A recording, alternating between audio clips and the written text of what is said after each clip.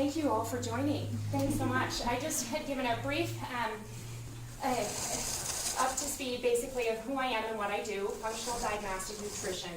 I'll kind of skip a lot of the other intro. Most of you know my history as far as my family and what kind of prompted me to become a functional diagnostic nutritionist. And so now I'm just going into a diagram that shows a little bit more of what I do. And here I've drawn the head and the body. And I drew this to emphasize that these two are always communicating, the brain and the body. And they communicate through blood, through cells, and through nerves. And when they're functioning optimally, there's 100% function. And when we say that the body's working at a level of 100% function, we call that a state of ease. But what happens when the body's not working so optimally? We call those disease. You're right. But first we see symptoms. And this is when we go see our doctors. And we need that relief care. It's important to get that intervention. So when we develop these symptoms, though, we do develop dis-ease, like you were saying, and malfunctions. And this is what I focus on. Why? Why are there malfunctions? What is the root cause? What created this dysfunction in the body? Now, many of you may have a story to tell. You may say, boy, I've been sick for quite some time, or something just occurred in the past year. But always in that story, it's typically around chapter 19 or 20 of a book. If we really look back at chapter 1 in that book, at every single one of you, you'll have the same common denominator, and it's linked to stress. And stress comes in two forms. It comes in external stress, and it comes in internal stress. And external stress, just take a deep breath, excuse me. Come on in. External stress are those examples that, situations and experiences that we feel like we mostly have control over. That would be like work or relationships or children were here, I'd say homework. You know, you think you have, for the most part, you can make decisions that's going to make a difference. Internal stressors are some of those things that we may not know about. We call them hidden. And that's an acronym that I use for what I focus on. And that's hormones, immune, digestive, detoxification, environment, and neurotransmitters. Now, what type of internal stressors could there be? Shana, come on in. Here I have a list of 9 sources of inflammation, and these have basically been deduced by some of the top medical doctors in the country that are practicing this functional approach to health. And as you can see here, number 1 is sugar and refined foods. Number 2 is hidden food sensitivities. Number 3 is nutritional deficiencies. And that can be a result of eating a poor diet, but it can also be your body is just not absorbing or assimilating those nutrients from the foods you're eating. Toxins, those include heavy metals, any type of chemical exposures. Digestive issues, I'm going to feature a whole section next week on digestive issues because that's really the core of our immune system. And stress, as I shared with you, those external stressors.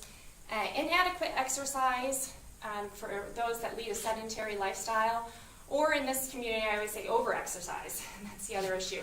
Sometimes that can create a real internal stress on the body. Insufficient sleep. Sleep is the time for rest and recovery. If you're not sleeping well, your body is not recovering. Number 9 is chronic infections. So these are viruses, pathogens, bacterial, fungal. Some of them are overt. Those are the ones that you go to the doctor, they're able to test, and they can tell that, yes, you have strep, it may be, but some of them can be just chronic and low grade and can contribute to a lot of different issues. First one that comes to mind is children with PANDAS. So that can be something that can manifest over time, and it's a main contributing factor oftentimes to kids that develop tics or any type of symptoms like that. So that's kind of the first example that comes to mind. Did you say PANDAS? PANDAS. Like P-A-N-D-I-S? D-A-S. It's actually an acronym. It's viral, sorry. You got me there. There's a lot of long words in this business, I will say. Okay, But in discussing the differences between external stressors and internal stressors. So I'm going to tell you what happens to the body. This is all physiological. So this isn't a theory that's been created. When the body is under acute level of stress, it's prepared for that. I use the example of you're out raking your front yard and a bear shows up. When the bear shows up, you can feel your heart pump, your blood pumps as well, your pupils dilate, and then when the bear leaves, your body relaxes and it returns to a state of ease. But when you're under chronic stress, and that's the either chronic external stress, the chronic internal stress, or a cumulative effect of all of those, then your body is in a chronic state of stress. It's always in this fight or flight mode. That's that response that you feel when the bear comes into the yard. Now, the body is always striving to be in balance. Everything. It's an incredible mechanism, the way that it operates. You know, and we create dopamine, but we also need serotonin. Dopamine is our gas on the pedal as we drive down Main Street, and serotonin is our brake. And our body does that for us naturally. We create estrogen. We also create progesterone, so that's how we balance. That fight or flight, which is also known as the sympathetic nervous system, has an opposite to that too. It's referred to as the parasympathetic nervous system, and that's rest and digest.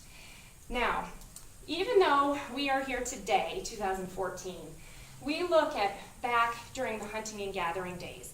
Our bodies have not changed much since then.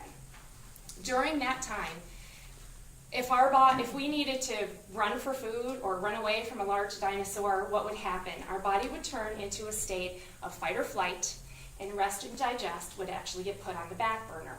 Makes sense, doesn't it? You don't need to have a bowel movement when you're running from a dinosaur, right? Yes. Or you, yes. Good point, Annie. Right.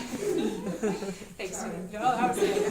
So, you know, as you can see, the body actually adapts for reasons that it needs to adapt. It's the same thing that occurs when you're under chronic stress and how your hormones get directly affected.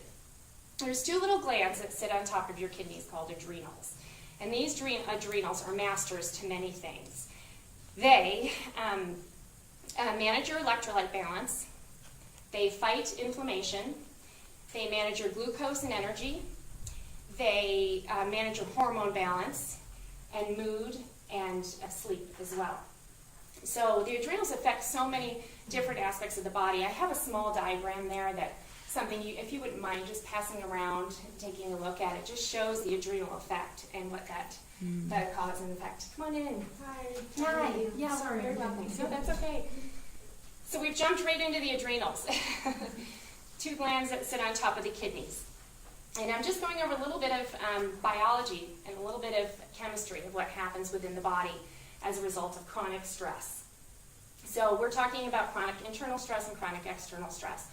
So with these adrenals, when it experiences a short-term level of stress, it releases cortisol. It also releases two other hormones, adrenaline and DHEA. Now, when it releases the cortisol creates a cascade of effects as well, because the brain is always in part operating with this. Is everyone with me so far? I'm not going to get too technical, but I just want to give you kind of an overview. When that happens, our hormones drop. Our thyroid drops, because when you're in a state of chronic stress, you don't need to worry about metabolism, which is what your thyroid controls. You don't need to worry about getting pregnant right then and there. Your body needs to defend itself. It needs to put itself in a state of ease. So that's what it's always striving towards, is a state of ease. So when there's the chronic stress, the adrenals are releasing that cortisol all the time. And there's typically about 3 phases of adrenal stress. The first level is when the cortisol level is being released constantly. This is usually early on in the chronic stress of an individual. When that chronic stress is being released, the cortisol is being released, constantly, that person really feels kind of wired. They kind of feel high. They can do a million things during the day, but they may have a hard time resting at night. Then eventually that feedback loop, that cortisol just gets tired. The adrenals can't do it so much anymore, and it starts to tank. And that puts the person usually in a stage 2 adrenal fatigue, and that creates typically a lot of tire fatigue, the individual will feel as though symptoms are coming on. And stage 3 is when the adrenals are just done. They just really can't do it that much anymore. So the person's highly symptomatic typically by that point and is usually on medications and such.